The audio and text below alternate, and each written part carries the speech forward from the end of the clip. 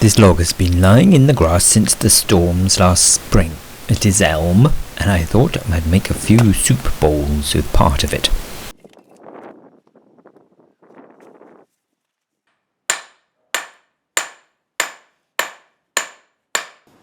The wood is too wet still to finish the bowls, but I can rough some out and leave them to dry for a few months. And then I can put them back on the lathe and finish them properly.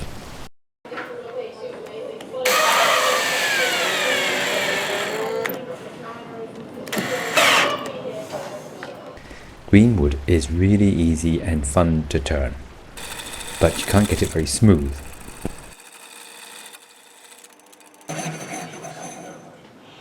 The gouge I have is fine for the outside and for the front face, but I can't go deep into the bowl with it. It has a straight front edge and it has corners, and these corners can get stuck in the wood, which will lead to kickback and damage to the wood and to me and any innocent bystanders, and it's a bit scary. What I really need is a bowl turning gouge, but a good bowl turning gouge costs a lot of money. So I tried out my idea for a gouge with no corners made from an old ring spanner.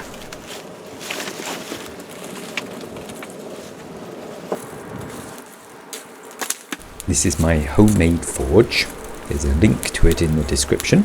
Forge is great and I love playing with it, but I just turned my back for a minute and it ate my spanner. Man! So I found another spanner and I kept a closer eye on this one. I used a plumb bob because it was nicely tapered. I wanted to flare out the spanner and at the same time round down the polygon shape inside. It took 2 heatings because I took it very gently.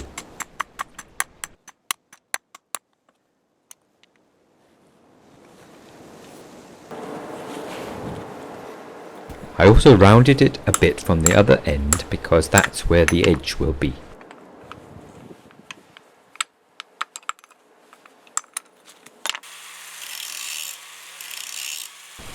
Then I sharpened it roughly with the grinder on the outside and on the inside using a rasp.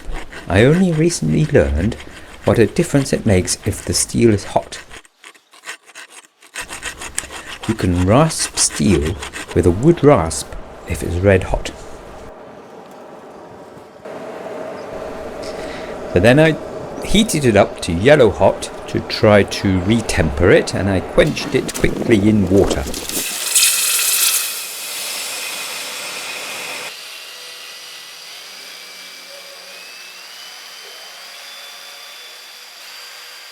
And then I sharpened it properly with emery cloth and on the belt sander.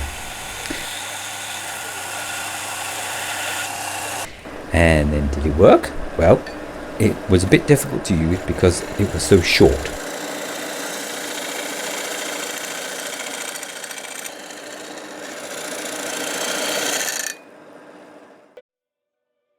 Can't hold it properly, so I welded the spanner onto a bit of pipe.